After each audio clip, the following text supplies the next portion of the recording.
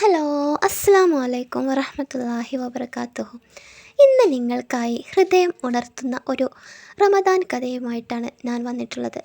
Umar bin അൽ Khattab റളിയല്ലാഹു അൻഹുവിൻ്റെ റമദാനിലെ മാറ്റത്തിൻ്റെ ശക്തി എന്നാണ് കഥയുടെ പേര്. ഉമർ റളിയല്ലാഹു അൻഹു ഇസ്ലാമിലേക്ക് വന്നതിന് മുമ്പ് ശക്തനായ കഠിന സ്വഭാവമുള്ള ഒരാളായിരുന്നു. പക്ഷേ ഈമാൻ ഹൃദയത്തിൽ കയറുമ്പോൾ അദ്ദേഹം പൂർണ്ണമായും മാറി. ആ മാറ്റം ഏറ്റവും ശക്തമായി പ്രകടമായിരുന്നത് റമദാനിൽ ആയിരുന്നു. റമദാൻ ആരംഭിക്കുമ്പോൾ ഉമർ റളിയല്ലാഹു അൻഹുയുടെ മുഖം തന്നെ മാറിപ്പോകുമായിരുന്നു. അദ്ദേഹം പറയുമായിരുന്നു, ഇത് കർമ്മങ്ങളുടെ വിളവെടുപ്പ് മാസം ആണ്. ദിവസങ്ങളിൽ നോമ്പ്, കഠിനമായ ചൂടിലും വിശപ്പിലും പോലും ഒരു പരാതിയില്ല. രാത്രികളിൽ നീണ്ട ഖിയാമുൽ ലൈൽ അദ്ദേഹം പലപ്പോഴും മുഴുവൻ രാത്രി നിലനിൽക്കുകയും കരഞ്ഞുകൊണ്ട് ഖുർആൻ വായിക്കുകയും ചെയ്തിരുന്നു. ഒരു ആയത്ത് വായിക്കുമ്പോൾ തന്നെ അദ്ദേഹത്തിൻ്റെ കരച്ചിൽ പിന്നിലെ ആളുകൾ കേൾക്കുമായിരുന്നു. ഒരു റമദാനിൽ അദ്ദേഹം സൂറത്തുൽ തൂർ വായിക്കുമ്പോൾ ഈ ആയത്ത് എത്തി, ഇന്ന അസാബൽ ഹബ്ബിക്ക ലവാഖിഅ്, നിൻ്റെ റബ്ബിൻ്റെ ശിക്ഷ തീർച്ചയായും സംഭവിക്കും. അത് കേട്ടപ്പോൾ ഉമർ റളിയല്ലാഹു അൻഹു വിറച്ചു. അദ്ദേഹം പറഞ്ഞു, ഇത് സത്യം, ഇത് തീർച്ചയായും സത്യം. അദ്ദേഹം വീട്ടിലേക്ക് മടങ്ങി പല ദിവസങ്ങൾ വരെ രോഗിയായ പോലെ കിടന്നു. കാരണം ഒരു ആയത്ത് അദ്ദേഹത്തിൻ്റെ ഹൃദയം കുലുക്കി.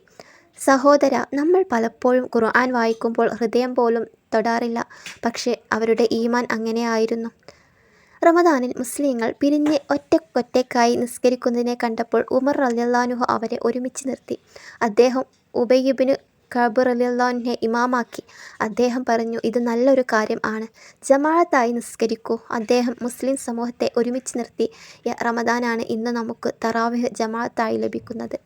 ഉമർ റളിയല്ലാഹു അൻഹു ഖലീഫ ആയിരുന്ന സമയത്തും റമദാനിൽ സാധാരണ ആളുകൾ പോലെ തന്നെയായിരുന്നു. ഇഫ്താറിന് ഒരു ചെറിയ അപ്പം, വെള്ളം, ഒരു ദിവസം വീട്ടിൽ നല്ല ഭക്ഷണം ഉണ്ടായിരുന്നു.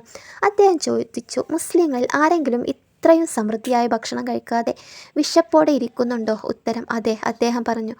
അപ്പോൾ അദ്ദേഹം ചോദിച്ചു, ഞാൻ എങ്ങനെ അപ്പോൾ ഇത് കഴിക്കും? സഹോദര, നമുക്ക് ചിലപ്പോൾ ഇഫ്താറിന് വിഭവങ്ങൾ കുറവായാൽ പോലും തൃപ്തിയാവില്ല. പക്ഷേ അവർ റമദാനിനെ ദുനിയാവിനുള്ള ആഘോഷമാക്കാതെ ആഖിറത്തിനുള്ള ഒരുക്കമാക്കി മാറ്റുക. റമദാനിൽ അദ്ദേഹം അധികം കരഞ്ഞു. അദ്ദേഹം പറയുമായിരുന്നു, യാ അല്ലാഹ്, ഞാൻ നല്ലവരുടെ കൂട്ടത്തിൽ അല്ല, എങ്കിലും എന്നോട് പുറത്തു തരയണമേ. സഹോദര, ഒരു റമദാൻ കരച്ചിലിൻ്റെ മാസമാണ്. പക്ഷേ ആ കരച്ചിൽ ജന്നത്തിൻ്റെ ടിക്കറ്റാണ്. നമുക്കുള്ള പാഠം എന്താണ്? റമദാൻ മാസത്തിൽ വിശപ്പിൻ്റെ മാസം അല്ല, ഹൃദയത്തിൻ്റെ ശുദ്ധിയുടെ മാസമാണ്. ഭക്ഷണത്തിൻ്റെ കുറവ് അല്ല, പാപങ്ങളുടെ കുറവ്, ഉറക്കക്കൂടുതൽ അല്ല, ഈമാനിൻ്റെ വർധനവാണ് വേണ്ടത്. പ്രിയ സുഹൃത്തുക്കളെ, ഈ റമദാനിൽ ഒരു ചെറിയ ലക്ഷ്യം വെക്കൂ. ദിവസവും ഒരു പേജ് ഖുർആൻ. ഓരോ ഇഫ്താറിലും സത്യസന്ധമായ ദുആ, പറ്റുമെങ്കിൽ ഒരാൾക്കെങ്കിലും ഇഫ്താർ സ്വതക്ക ചെയ്യുക. കോപം വരുമ്പോൾ അല്ലാഹുമ്മ ഇന്നി സഈം എന്ന് ഓർക്കുക. റമദാൻ നമ്മളെ മാറ്റാൻ വന്ന മാസമാണ്. ഹൃദയം തുറന്ന് സ്വീകരിച്ചാൽ നമ്മളും മാറും ഇൻഷാ അല്ലാഹ്. വീഡിയോ എല്ലാവർക്കും ഇഷ്ടപ്പെട്ടെന്ന് കരുതുന്നു. ഇഷ്ടമായാൽ ലൈക്ക് ചെയ്യാനും ഷെയർ ചെയ്യാനും മറക്കരുത്. അടുത്ത വീഡിയോയുമായി വീണ്ടും കാണാം ഇൻഷാ അല്ലാഹ്.